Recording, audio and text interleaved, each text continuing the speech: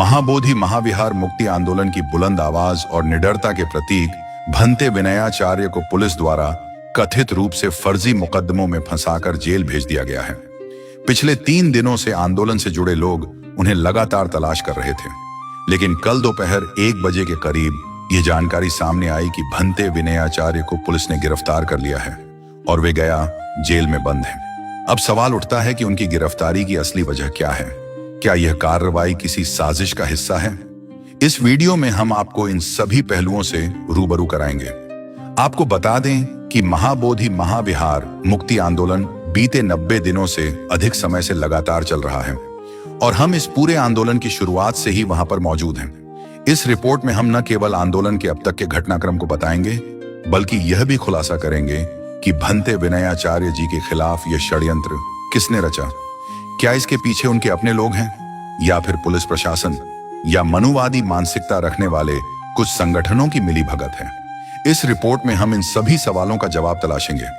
साथ ही यह भी जानेंगे कि इस आंदोलन में आकाश लामा, भंते प्रज्ञाशील, भंते सुमित पाल, भंते करुणाल राहुल और स्वयं भंते विनयाचार्य की क्या भूमिका रही है।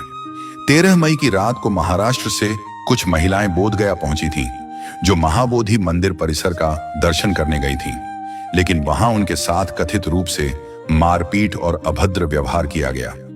जैसे ही यह खबर भंते विनयाचार्य जी को मिली, वह सीधे महाबोधि मंदिर पहुंचे और वहां पुलिस प्रशासन से इस मामले में सुरक्षा बढ़ाने की मांग करने लगे। उन्होंने प्रशासन को यह भी बताया कि बुद्ध पूर्णिमा के बाद यहां बड़ी संख्या में श्रद्धालु पहुंचे हैं और भीड़ को देखते हुए सुरक्षा की व्यवस्था और मजबूत की जानी चाहिए।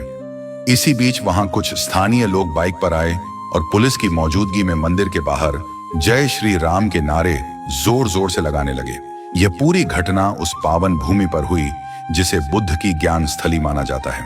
भंते विनयाचार्य ने स्थिति को देखकर प्रशासन से कड़ी कार्रवाई और अतिरिक्त बल की मांग की, लेकिन उनकी बातों पर कोई ठोस प्रतिक्रिया नहीं दी गई। इसके बाद भंते विनयाचार्य धरना स्थल पर लौटे, जहां पर आकाश लामा के साथ उनकी एक छोटी बैठक हुई, लेकिन इसके तुरंत बाद वह अचानक लापता हो गए। आंदोलन से जुड़े लोगों ने उन्हें लगभग 24 घंटे तक खोजा, लेकिन कोई जानकारी नहीं मिल पाई। अंततः कल दोपहर यह चौंकाने वाला खुलासा हुआ कि पुलिस ने उन्हें गुपचुप तरीके से गिरफ्तार कर लिया था। उन पर ऐसे मुकदमे दर्ज किए गए हैं जो प्रथम दृष्टया फर्जी और आधारहीन प्रतीत होते हैं। भंते विनयाचार्य फिलहाल गया जेल में बंद हैं और जब आंदोलनकारियों ने वकील से संपर्क किया व अदालत पहुंचे तो वहां एक और अचंभित कर देने वाली बात सामने आई। अब जो चौंकाने वाली बात सामने आई है वह यह है कि भंते विनयाचार्य के खिलाफ 3 अलग-अलग एफआईआर दर्ज की गई हैं। इनमें से एक एफआईआर उस घटना से जुड़ी है जिसमें 13 मई की रात महाराष्ट्र से आई महिलाओं के साथ महाबोधि मंदिर परिसर के बाहर मारपीट और अभद्रता की गई थी। भंते विनयाचार्य इस मामले की शिकायत और सुरक्षा व्यवस्था को लेकर प्रशासन से चर्चा करने गए थे और उसी दौरान मंदिर परिसर के बाहर जय श्री राम के नारे लगाए गए, वह भी पुलिस प्रशासन की मौजूदगी में। आश्चर्यजनक बात यह है कि उसी स्थिति में मौजूद रहने और प्रशासन को सूचित करने के बावजूद भंते विनयाचार्य पर ही एफआईआर दर्ज कर दी गई। और भी गंभीर बात यह है कि शेष 2 एफआईआर भंते सुमित पाल नामक व्यक्ति द्वारा दर्ज कराई गई हैं, जिन्हें आंदोलन से जुड़े लोग तथाकथित भंते कहकर संदर्भित कर रहे हैं। आरोप है कि ये व्यक्ति न केवल भिक्षु आचरण के खिलाफ जाते हैं, बल्कि गुटखा और तंबाकू का सेवन करते हुए अक्सर धरने में देखे जाते हैं, जिससे उनकी सील, संघीय मर्यादा पर भी सवाल खड़े होते हैं। भंते विनयाचार्य के समर्थकों का कहना है कि इन फर्जी एफआईआर के पीछे न केवल प्रशासन बल्कि आंदोलन के भीतर से भी साजिश रची गई है और सुमित पाल की शिकायतों के आधार पर ही उन्हें गिरफ्तार कर जेल भेज दिया गया। ये बेहद चिंताजनक बात है कि जहां एक और मनुवादी विचारधारा रखने वाले लोगों ने केवल एक एफआईआर दर्ज कराई, वहीं आंदोलन के नाम पर बैठे स्वघोषित भिक्षु जो दावा करते हैं कि वे बौद्ध विरासत की रक्षा कर रहे हैं, उन्होंने खुद ही अपने साथी पर 2 मुकदमे कराए। यह पूरा मामला तब और जटिल हो जाता है जब हम यह समझने की कोशिश करते हैं कि महाबोधि महाविहार मुक्ति आंदोलन के भीतर ही स्वार्थ, पदलोलुपता और संगठनात्मक अवसरवाद किस तरह हावी हो चुका है। रिपोर्ट में आगे बताया गया कि आकाश लामा, जो सिलीगुड़ी से चलकर बिहार आए थे और खुद को आंदोलन का अगुवा बताते हैं, उन्होंने कुछ भिक्षुओं को कथित तौर पर भाड़े पर हायर किया ताकि वे धरना स्थल पर बैठें और आंदोलन को संगठित रूप दें। आरोप है कि इन भिक्षुओं को नियत समय पर भुगतान भी किया जाता है ताकि वे आंदोलन का चेहरा बने रहें। भंते प्रज्ञाशील का नाम भी इस प्रकरण में सामने आया है। कहा जा रहा है कि उन्होंने पहले भी एक आंदोलन को बीच में पद के लालच में छोड़ दिया था, जब उन्हें महाबोधि मंदिर प्रबंधन समिति BTMC में सदस्यता दे दी गई थी। वे 6 वर्षों तक BTMC में मेंबर रहे, लेकिन पद से हटाए जाने के बाद अब फिर से उसी संस्था में सदस्य बनने के लिए आकाश लामा के नेतृत्व में सक्रिय हो गए हैं। इन सभी आरोपों ने महाबोधि महाविहार मुक्ति आंदोलन की नैतिकता और पारदर्शिता पर गंभीर सवाल खड़े कर दिए हैं। एक ओर जहां भंते विनयाचार्य पूरे देश में घूम घूम कर इस आंदोलन को जन जन तक पहुंचा रहे थे, वहीं दूसरी ओर आंदोलन के नाम पर राजनीतिक खेल और व्यक्तिगत स्वार्थ चल रहे हैं। ये किसी धोखे से कम नहीं। इस पूरे प्रकरण में सबसे चौंकाने वाली बात यह है कि आंदोलन के केंद्र में मौजूद कई भिक्षु, खासकर आकाश लामा, न केवल आंदोलन की भावना से भटक चुके हैं, बल्कि उन पर भिक्षुओं को आर्थिक रूप से हायर करने और आंदोलन को दिखावटी रूप देने के भी गंभीर आरोप लगे हैं। यह दावा किया गया है एक ऐसे व्यक्ति द्वारा जिन्होंने स्वयं 90 दिनों तक धरना स्थल पर रहकर संपूर्ण स्थिति का गहराई से अवलोकन किया। उनके मुताबिक आकाश लामा, भंते प्रज्ञाशील और भंते सुमित पाल का मुख्य उद्देश्य आंदोलन नहीं, बल्कि पैसे का संग्रह और उसका दुरुपयोग बन चुका था। आरोप है कि इन तीनों ने आंदोलन को केवल चंदा इकट्ठा करने और अपनी स्थिति मजबूत करने का जरिया बना लिया।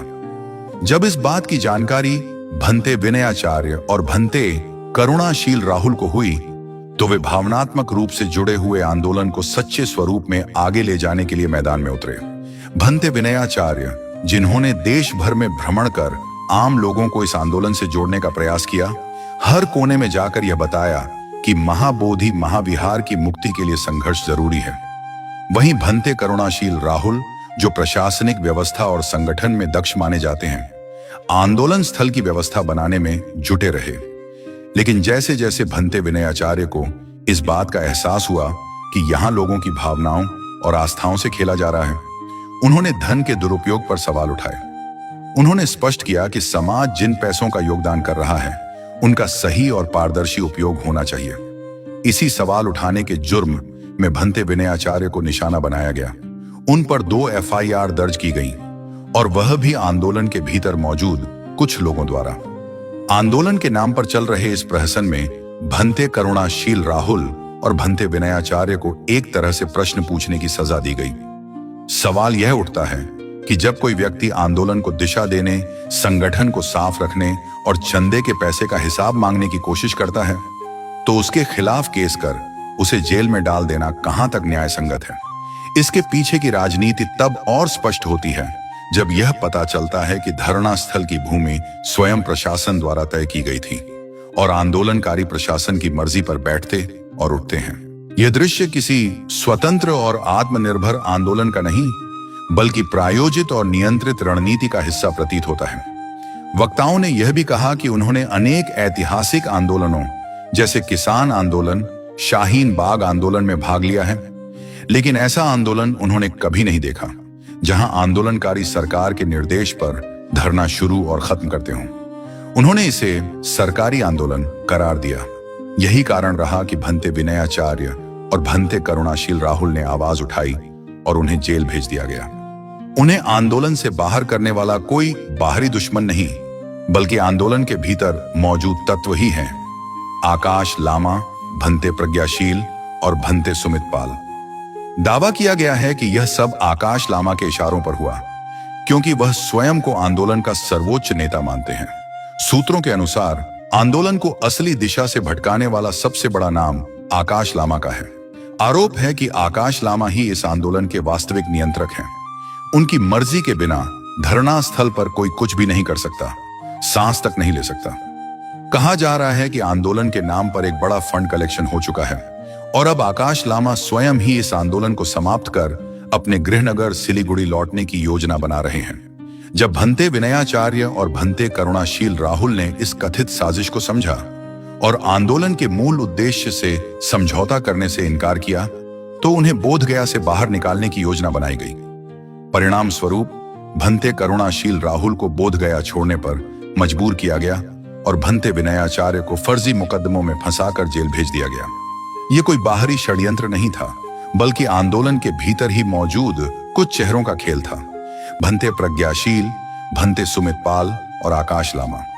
सूत्रों का कहना है कि भंते सुमितपाल ने ही विनयाचार्य जी पर केस दायर किया, जिससे उनकी गिरफ्तारी सुनिश्चित की जा सकी।